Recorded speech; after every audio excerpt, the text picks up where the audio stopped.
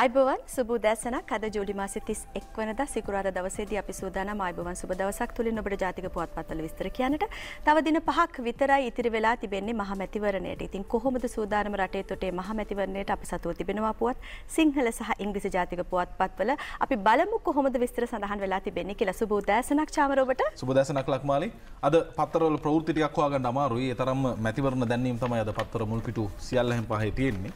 කොහොම වුණත් අද දවසේදී මැතිවරණයට අදාළ වුණු කාරණා වලින් අපි කතාබහ පටන් ගන්නට හිතුවා. මොකද මේ මාර්තු මාසයේ සිට ගත් පිටදී මාර්තු මාසයේ විසුරුවා හැරීමේ සිට අගෝස්තු දක්වා කාලය කියන්නේ ලංකා ඉතිහාසයේ මෙතුවක් කාලයක් තිබිච්ච දීර්ඝතම කාල සීමාවක් වුණු මැතිවරණය බවට පත් වුණා. කෙසේ හෝ අගෝස්තු 5 මැතිවරණය පැවැත්වෙනවා. ඒ හා සම්බන්ධ කාරණා අරුණ ප්‍රධාන සිරස්තලය සංචාරක මඟ පෙන්වන්නන්ට රජයෙන් දෙන දීමනාව මැතිවරණ කොමිසම අත්හිටුවයි. රුපියල් දසදහසක් පමණක් දෙන්න අවසර ඇමති ප්‍රසන්න හෙළිදරව්වක. අද දවසේ වාර්තාව ලියාපදිංචි සංචාරක මාර්ගෝපදේශකයන් සහ රියදුරන්ට රජයෙන් ගෙවීමට තීරණය කළ මුදල මැතිවරණ කොමිසමේ සභාපතිවරයා විසින් අත්හිටුවා ඇතැයි සංචාරක සහ ගුවන් සේවා අමාත්‍ය ප්‍රසන්න රණතුංග මහතා කරන ලද ප්‍රකාශය අද ප්‍රධාන සිරස්තලය වෙනවා. සංචාරක මාර්ගෝපදේශකයන්ට රුපියල් 20000ක් සහ රියදුරන්ට රුපියල් 15000ක් ගෙවීමට කැබිනට් අනුමැතිය ලැබුණු නමුත් එම මුදල ගෙවීම අත්හිටුවූ මැතිවරණ කොමිසමේ සභාපතිවරයා ඒ වෙනුවට රුපියල් දසදහසක් පමණ ගෙවන ලෙස අමාත්‍යාංශ ලේකම්වරයාට උපදෙස් දෙනවා. එමගින් මැතිවරණ කොමිසම අවධාරණය කරන්නේ තවත් අමතර මුදලක් ගෙවිය යුතු නම් ඒ අගෝස්තු 10 වෙනිදායෙන් පසු ගෙවීම සුදුසුයයි ඇමතිවරයා කියනවා. කෙසේ වෙතත් මැතිවරණ කොමසාරිස්වරයා අනුමත කළ රුපියල් දසදහසේ දීමනාව ගෙවීමට වහා කටයුතු කරන ලෙස සංචාරක සංවර්ධන අධිකාරියට ඇමතිවරයා උපදෙස් ලබා දී තියෙනවා කියලයි අද අරුණ ප්‍රධාන සිරස්තලයේ වාර්තා කරද්දී CCTV කැමරා ඉල්ලනවා. ඒ තමයි ඡන්දේ ගණින තැන්වල ටිකක් සැකයක් තියෙනවා කියන කාරණය එන්නේ වෙන කාටවත් නෙමෙයි ශ්‍රී ලංකා නිදහස් පක්ෂයට. ශ්‍රී නිපයට සැක ඡන්දේ ගණින තැන්වලට CCTV ඉල්ලයි. නිලන්ත මදුරාවල වාර්තාව සියලුම ඡන්ද ගණන් කිරීමේ මධ්‍යස්ථානවලට CCTV කැමරා සවි කරන ලෙස මැතිවරණ කොමිෂන් සභාවෙන් ඉල්ලා සිටීමට ශ්‍රී ලංකා නිදහස් පක්ෂය තීරණය කර තිබේ. කෝටි 1000යි දැනට වියදම. මේකත් එක්ක තව කීයක් වෙයිද දන්නේ නැහැ CCTV දාන්න ගියොත්. දිනමින වාර්තාව මේ වෙන විට මැතිවරණ ප්‍රචාරණ කටයුතු සිදු කළ හැකි අවසන් දිනවක වාහන පිළිබඳ දැනුම් දීලා තියෙනවා. කොහොම වුණත් පෝදා ඡන්ද ප්‍රචාරක ඉල්ලීම මැතිවරණ කොමිසම පිළිගනී කියන කාරණය තමයි වාර්තා කර තිබෙන්නේ. ඒ අනුව පෝදා ප්‍රචාරක ඉල්ලීම මැතිවරණ කොමිසම පිළිනොගනී. ස්වර්ණා විජේකෝන් වාර්තාව පාර්ලිමේන්තු මැතිවරණයට දාලා ප්‍රචාරක කටයුතු අවසන් වීමට නියමිත අගෝස්තු 2 වෙනිදාට පසු එළඹෙන පොහොය දින අගෝස්තු 3 වෙනිදා මැතිවරණ ප්‍රචාරක කටයුතු වල නියැලීමට ඉඩ ලබා දෙන ලෙස දේශපාලන පක්ෂ ලේකම්වරු කර ඇති ඉල්ලීම මැතිවරණ කොමිෂන් සභාවේ සභාපති මහින්ද දේශප්‍රිය විසින් ප්‍රතික්ෂේප කරනවා. කොරෝනා වසංගතත්වයේ හේතුවෙන් සිය ප්‍රචාරණ කටයුතු නිසි ලෙස සිදු කිරීමට නොහැකි වුණු බව සඳහන් කරමින් අගෝස්තු 3 වෙනිදා දක්වා ප්‍රචාරක කටයුතු වලට අවස්ථාව දෙන්නයි මැතිවරණ කොමිෂන් සභාවේ සභාපතිවරයා සමග පසුගියදා පැවති අවසන් සාකච්ඡාවේදී පක්ෂ ලේකම්වරු මේ ඉල්ලීම කරා. කොහොමනත් ඔන්න පොය දවසේ මැතිවරණ ප්‍රචාරණ කටයුතු කරන්න බෑ. මැතිවරණ කොමිෂන් සභාව ඒකට අනුමැතිය දීලා නැහැ. ඒත් එක්කම මේ පාර මැතිවරණය විශේෂ වෙනවා. සෞඛ්‍ය නීති රීති වලට අනුකූලව තමයි ක්‍රියාත්මක වෙන්නට ඕනේ. සෞඛ්‍ය නීති රීති අනුව ඡන්දයට සූදානම් සෞඛ්‍ය සේවා අධ්‍යක්ෂ ජෙනරාල්ගේ ප්‍රකාශය දිවයින වාර්තා කරනවා. එමන්ති මාරබේගේ වාර්තාව අගෝස්තු මාස 5 වෙනිදා මහ මැතිවරණයේ කොරෝනා මර්ධන සෞඛ්‍ය නීති රීති වලට අනුව පැවැත්වීමට අවශ්‍ය සියලු කටයුතු මේ වන විට යොදා ඇති බව සෞඛ්‍ය සේවා අධ්‍යක්ෂ ජෙනරාල් වෛද්‍ය අනිල් ජාසිංහ මහතා ප්‍රකාශ කරනවා. ඡන්දය කියන්නේ ඔබේ අයිතියක්. ඔබ හැමෝම මේ සෞඛ්‍ය නීති රීති වලට යටත්ව ආරක්ෂිතව මැතිවරණය පාවිච්චි කරන්න අනිවාර්යයෙන්ම ඡන්ද පොලට එන්නට ඕනේ. ඒ නිසා ඔබ යුතුයකමක් තියෙනවා මේ වෙලාවේ ඡන්දේ පාවිච්චි කිරීම කියන කාර්යභාරය සිදු කිරීම. ඒත් එක්කම අද දවසේදී වාර්තා කරනවා ප්‍රචාරක කටයුතු සම්බන්ධයෙන් දේශපාලන ප්‍රචාරක කටයුතු අනිද්දා රාත්‍රී අවසන් කියන කාරණය අද දිවයින පුවත්පත වාර්තා කර තිබෙනවා.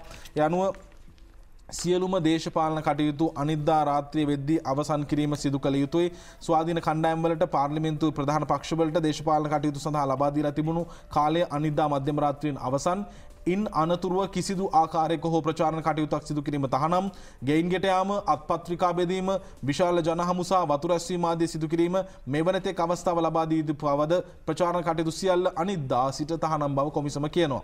මීට අමතරව පක්ෂ කාර්යාල, පෝස්ටර්, කටවුට් සහ බැනර් ප්‍රදර්ශනය කිරීමද එදින සිට තහනම් වන බවත් ප්‍රදර්ශනය කර තිබෙන සියලුම කටවුට් බැනර් 3 වෙනිදා වන විට ගලවා ඉවත් කළ යුතුයි කොමිසම දැනුම් දෙනවා මේ දේවල් මේ විදිහටම පිළිපදින්න කියලා අපි ඉල්ලනවා.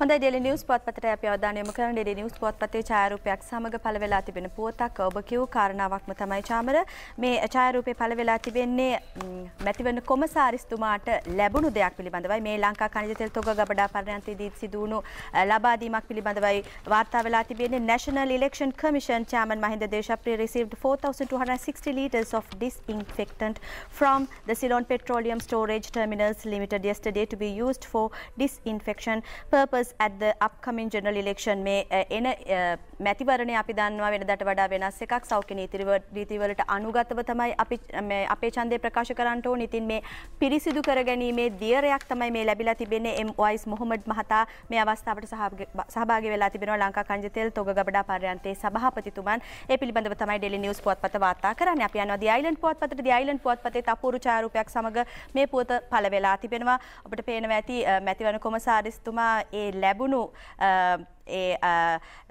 විෂ බීජනාශක දියරෙන් එක් බූලියක් තමන්ගේ කර මත තියාගෙන බොහොම සිනාමුසු මුහුණෙන් සිටිනවා. ඒ ඡායාරූපෙන් තියෙන carrying the can කියලා තමයි මේ සභාපතිතුමා M.Y.S. මොහොමඩ් මහතා ඇතුළු පිරිසක් සහභාගී වුණු අවස්ථාවේදී ගන්නා ලද ඡායාරූපයක්. ඊළඟට අපි යනවා Ceylon Today පුවත්පතට. Ceylon Today පුවත්පතේ සඳහන් වෙලා තිබෙනවා චාමර ඔබ කියූ කාරණාව general election 2020 silent period from 2nd August midnight. The election commission has decided the silent period for the general election will come into effect from 2nd August midnight and will continue thereafter for 72 hours.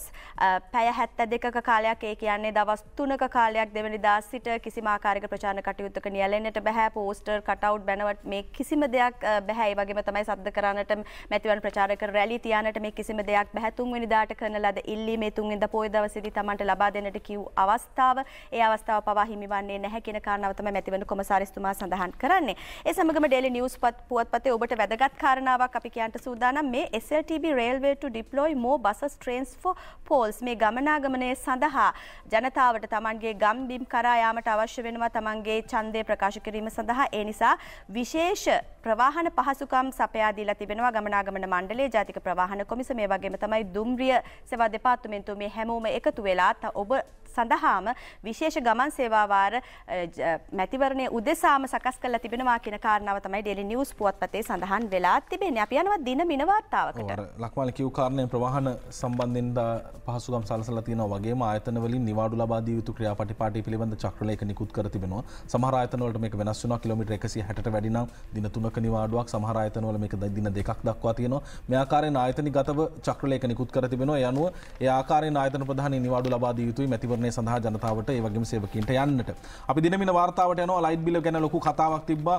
හිතන්න ගන්න බැරි විදිහේ light බිලක් ඇවිත් තිබුණා. ඒ සම්බන්ධයෙන් විවිධ ප්‍රකාශ තිබුණා, විවිධ විරෝධතා තිබුණා. නෑ මේක ගෙවන්න ඕනෙම නෑ කියලා තිබුණා. මේක ගෙවන්නට යම් කාලයක් දෙනවා කියලා තිබුණා. කොහොම හරි දැන් අවසන් තීන්දුවකට එනවා. ඒ දින මින වාර්තාව පෙබරවාරි, මාර්තු, අප්‍රේල්, මැයි මාස වලින් අඩුම බිල මාස 3ටම ගෙවන්න. විදුලි බිලෙන් කෝටි 300ක සහනයක්. චමීර ඇල්දිනියගේ වාර්තාව කොරෝනා වසංගත තත්ත්වයේ හේතුවෙන් විදුලි පාරිභෝගිකයින්ට සහන සැලසීම සඳහා පෙබරවාරි, මාර්තු සහ අප්‍රේල් විදුලි බිල් පත් වලින් අඩුම විදුලි බිල මාස 3ටම ගෙවීමට පාරිභෝගිකයින්ට අවස්ථාව තිබෙන බව විදුලි බල මණ්ඩලය කියනවා. ඒත් එක්කම සම්පූර්ණ වාර්තාවට අපි ගියොත් මේ හා සම්බන්ධයෙන් අද දවසේදී පළ කර තිබෙන ඒ යටතේ ශ්‍රී ලංකාවේ ලක්ෂ 67ක් වන සමස්ත විදුලි පාරිභෝගිකයින් වෙත මේ සහනය හිමි වෙනවා. මේ වසංගත තත්ත්වය නිසා විදුලි පාරිභෝගිකයන්ට මාර්තු, අප්‍රේල් සහ මැයි මාස සඳහා රුපියල් කෝටි 300ක සහනයක් ලබා දීමට ලංකා විදුලි බල මණ්ඩලය තීරණය කරනවා. විදුලි බල සහ බලශක්ති ඇමතිවරයාගේ අමාත්‍ය මණ්ඩල සංදේශය පරිදි සියලුම විදුලි පාරිභෝගිකයන්ට මාර්තු සිට මැයි දක්වා සහන සැලසීම සඳහා ක්‍රියාමාර්ග ගෙන ඇතැයි ලංකා විදුලි බල මණ්ඩලය ප්‍රකාශ කර තිබෙනවා. එහෙනම් ගෙවන්න තියෙන විදිය පැහැදිලිනේ. පෙබරවාරි, මාර්තු, අප්‍රේල්, මැයි මාස වලින් අඩුම බිල මාස 3ටම ගෙවන්න විදුලි බිලෙන් කෝටි 300ක සහනයක් රජය දෙනවා කියලායි කියලා තියෙන්නේ. ඒත් එක්කම අපි අවධානය යොමු කරනවා දවසේදී අරුණ පුවත්පතේ මේ සම්බන්ධයෙන් තොරතුරක් වාර්තා වෙනවා. ඒ වාර්තාව විදුලි බිලට දෙන බිලියන 3ක සහනයේ පාඩුවක් නැත. ලංවීම සභාපතිගේ ප්‍රකාශය සියලු විදුලි පාරිභෝගිකයින්ට මාර්තු, අප්‍රේල් සහ මැයි මාස 3 සඳහා රුපියල් බිලියන 3ක සහනයක් ලබා දීමට ගත් තීරණය මගින් ලංකා විදුලි බල මණ්ඩලයට පාඩුවක් සිදු නොවන බව ලංකා විදුලි බල මණ්ඩලයේ සභාපති ඉංජිනේරු විජිත හේරත් මහතා ප්‍රකාශ කර තිබෙනවා කියලයි වාර්තා වන්නේ. ඒ අනුව ලංවීමට මේක පාඩුවක් නෙවෙයි කියන කාරණය සභාපතිවරයා ප්‍රකාශ කරනවා. ඔව් අපි මේ විදුලි බිල ගැන කතා කරනකොට විදුලි බිල අඩු කරගන්නේ කොහොමද කියන කාරණාව අපිටත් හිතෙනවා. අපිත් බලනවා කොහොම හරි විදුලි බිල අඩුවෙන් කොහොමද අපේ විදුලිය පරිභෝජනය කරන්නේ කියන කාරණාව. ඉතින් බිල ලොකුවට ආවහම අපි හැමෝම මේ පිළිබඳව සලිත වෙනවා. කොහොම වුණත් ඔන්න ලංකා විදුලි බල මණ්ඩලය විසින් ගන්නා ලද පියවරක් පිළිබඳව Daily News පුවත්පතේ සඳහන් වෙලා තිබෙනවා. Solar to save rupees 547 million for CEB this year. Electricity bill concession for COVID lockdown. 6.7 million CEB consumers to benefit. Power and Energy Minister Mahinda Amaraveera said that the Ceylon Electricity Board could save rupees 547 million by the end of this year as a result of purchasing solar power at minimum rates under the competitive bidding system. මේ කියන ආකාරයට අපි දන්නවා ශ්‍රී ලංකාව කියලා කියන්නේ සමකේ ආශ්‍රයේ තියෙන රටක්. අපිට විදුලිය ජනනය කරන්නට හැකියාව තිබෙනවා සූර්ය බලය හරහා. ඉතින් සෝලා මේ විදුලි බලය සූර්ය තාපය හරහා ජනනය කිරීම තුලින් රුපියල් මිලියන 547ක ඉතිරියක් කරන්නට හැකියාව තිබෙන බව තමයි සඳහන් කරන්නේ මහින්ද අමරවීර මහතා. ඒ වගේම තමයි 6.7ක් මිලියන 6.7ක් වන CEB ලංකා විදුලි බල මණ්ඩලයේ පාරිභෝගිකයන්ට මේ සහනය ලැබෙනවා කියන කාරණාවත් සඳහන් වෙලා තිබෙනවා.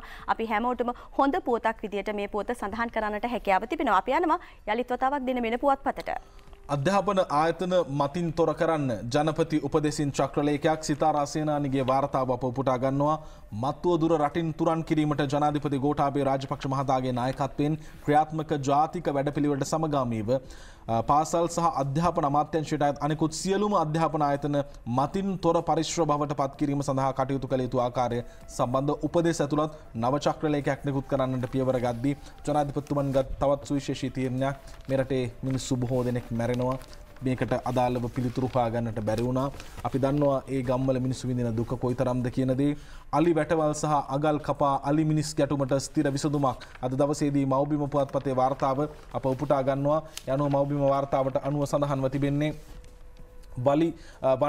වනාලීන්ගේ නිරන්තරයෙන්ම හිරිහැරයට ලක්වන පාරම්පරික ගම්බිම්වල වෙසෙන ජනතාවගේ සහ ඔවුන්ගේ භෝග වගාවන්ගේ ආරක්ෂාව සඳහා නවීන තාක්ෂණය උපයෝගී කරගෙන ස්ථිර විසඳුමක් වහාම ලබා දී අලි මිනිස් ගැටුම අවසන් කිරීමට කටයුතු කරන බව ජනාධිපති ගෝඨාභය රාජපක්ෂ මහතා ප්‍රකාශ කර තිබෙනවා කියලායි වාර්තා කර තිබෙන්නේ. අද මව්බිම වාර්තාවයි අපේ උපුටා ගත්තේ. සිලොන් ටුඩේ පුවත්පතට අපේ අවධානය ජනාධිපතිතුමා ඒ කියූ පුවත මෙන්න මේ විදිහට සිලොන් ටුඩේ පුවත්පතේ සඳහන් වෙලා තිබෙනවා. modern tech to resolve human elephant conflict. අපි දන්නවා බොහෝ විට අලි මිනිස් ගැටුම නිසා පුද්ගලයන් මිය යන සංඛ්‍යාව අවුරුද්දකට අපි බොහොම අනේ අපොයි කියලා හේල්ලුවට මේ සඳහා මොකද්ද කළේ කියන කාරණාව අපි හැම වෙලාවෙම බලධාරීන් දිහා බලාගෙන හිටියා. දැස් තල්වාගෙන කෙසේ වෙතත් ජනාධිපතිතුමන් කියනවා මේ අලි මිනිස් ගැටුම අවම කරන්නට නවීන තාක්ෂණය යොදා ගන්නට සූදානමක් තිබෙන බව. ඒ සමගම අපි යනවා Daily News පුවත්පතට. Daily News පුවත්පතේ සඳහන් කරලා තිබෙනවා ජනාධිපතිතුමන් මෙන්න මේ විදිහේ කාරණාවක්. President pledges to develop Kelaniya while preserving its historical heritage. President Gotabaya Rajapaksa stated that the city of Kelaniya will be developed, curbing the drug menace and the underworld while preserving the city historical heritage and pride. මේ ඓතිහාසික වටිනාකම සුරැකෙන පරිදි කැලණිය පුරවරය නවීකරණය කරනවා, දියුණු කරනවා කියන කාරණය. ඒ වගේම තමයි මත් උවදුරින් තොර රටක් අපි හැමෝම බලාපොරොත්තුෙන් සිටිනවා. මත් උවදුරින් පාතාලයෙන් තොර රටක් බිහි කරන්නට එතුමා සියලුම විධිවිධාන සකස් කරනවා කියන කාරණාව ජනාධිපතිතුමන් සඳහන් කරලා තිබෙනවා. තතාවක් ඔබ ආයුබෝවන් සුබ දවසක් සමග අපි මේ අපේ අතීතයේ සාහිත්‍ය දිහා බලපුවහම අපිට සංදේශ කාව්‍ය දකින්නට පුළුවන්. ගිරා සංදේශය, හංස සංදේශය, සැලලිහිණි සංදේශය, මේ සංදේශය යොදාගත්තේ මේ එකිනෙකා අතර පණිවිඩ හුවමාරු කරන්න ඉස්සර කාලේදී යොදාගත්ත ක්‍රම. නමුත් මේ නම් සංදේශයක් ගෙනිච්ච කුරුල්ලෙක් ගැන නෙවෙයි කියන්නේ. ඔව්. ලක්මාල් කියපු විදිහට මේවා එක්තරා ආකාරයකින් අපි දකින්නේ චිත්‍රපටවලින්. නමුත් මේවා ප්‍රායෝගික භාවිතයේදී සිදු වුණාද කියන පැහැදිලි ප්‍රශ්නයක් එනවා. අංගොඩ ලොක්කාගේ මුහුදු රාජාලිය අල්ලයි අද මව්බිම් පුවත්පතේ වාර්තාවයි අප උපුටා ගන්නේ. චාමර අමරසූරියගේ වාර්තාව පාතාල නායකයෙකු වන මද්දුමගේ ලසන්ත චන්දන පෙරේරා හැවත් අංගොඩ ලොක්කා විසින් ඇති කරන ලද මුහුදු රාජාලියෙකු හා සම්බන්ධ තොරතුරක් ලැබෙනවා. ඒ අනුව කුසෑලි මුහුදු රාජාලියා මීගොඩ නවමුල්ල කනත්තපාර ප්‍රදේශයේ සත්ව ගොවිපලක සිටේදී අතුරුගිරිය පොලිසිය විසින් ඊයේ සොයාගන්නේ. බස්නාහිර පළාත් බුද්ධි කොට්ටාශ නිලධාරීන් ලැබුණු තොරතුරකට අනුව අතුරුගිරිය පොලිසිය හා එක්ව සිදු කළ ඒකාබද්ධ මෙහෙයුමකින් පසුව සත්ව ගොවිපල තුල කූඩුවක සිර කර සිටි මේ මුහුදු රාජාලියා සොයාගන්නවා. මේ ගොවිපලේ සංගවා තිබූ වායු රයිෆලයක් සහ එම උණ්ඩ 10ක්ද ගොවිපලේ හිමිකරු සහ තවත් සැකකරුවෙකු අත්අඩංගුවට ගෙන ඇති බව පොලිසිය පවසනවා. ඌරු මස්, කුකුල් මස්, වටුකුරුළු මස් සඳහා එම සත්වයින් ගාල් කර ඇති මෙම ගොවිපලට පිටස්තරයන්ට ඇතුළු නොවන ලෙසටද පූරු සවි කර තිබෙනවා. එහි ආරක්ෂාවට සුනාකීන් විශාල සංඛ්‍යාවක් යොදා ඇති බවටද පොලිසිය පවසනවා. මීට මාස කිහිපයකට කලින් නංගොඩ ලොක්කා විසින් විදේශ රටක සිට මෙම මුහුදු රාජාලියා ඔහුගේ මෙරට ගෝලයෙකු වූ ගයාන්ට එවා ඇති අතර ගයාන් විසින් අංගොඩ ලොක්කාගේ උපදෙස් පරිදි මුහුදු රාජාලියාව රැක බලාගෙන තිබෙනවා. ඌරු මස්, කුකුල් මස්, වටුකුරුළු මස් ලබා දෙමින් ඔහු මෙම මුහුදු රාජාලියා රැකගෙන ඇති බවටද සඳහන් වෙනවා. මීට මාසයකට පමණ ඉහතදී ගයාන්ව ගිනි අවියක් සහ කඩුවක් සමග පොලිස් විශේෂකාර්ය බලකාය විසින් මීගොඩ ප්‍රදේශයේදී අත්අඩංගුවට පත් වෙනවා. ගයාන් අත්අඩංගුවට ගත්තයින් පස්සේ තමයි මුහුදු රාජාලියා රැක බලා ගැනීම සඳහා සත්ව ගොවිපලට රැගෙන විත් තිබෙන්නේ. මෙම මුහුදු රාජාලියා තරමක් දුරට හීරෑ බවද පොලිසිය පවසනවා.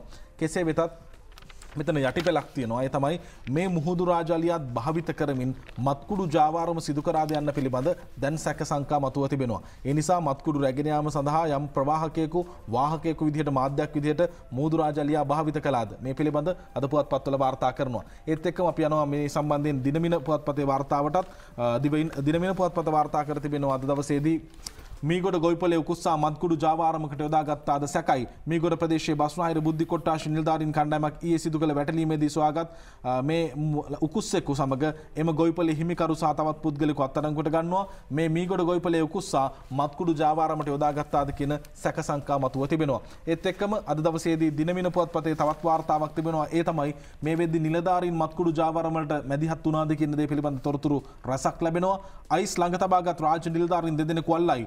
කොළොන්නාව ප්‍රාදේශීය ලේකම් කාර්යාලයේ ප්‍රධාන කළමනාකරු සහ කැලණිය ප්‍රාදේශීය සභාවේ ප්‍රධාන ක්‍රීඩා නිලධාරියා කැලණිය පට්ටිය හන්දියේදී අයිස් මත්ද්‍රව්‍ය සමග ඊයේ අත්අඩංගුවට ගෙන ඇත. පොලිස් මාධ්‍ය කොට්ටාශය පැවසුවේ සැකකරුවන් සතුව තිබී අයිස් මත්ද්‍රව්‍ය ග්‍රෑම් 250ක් තිබූ බවයි.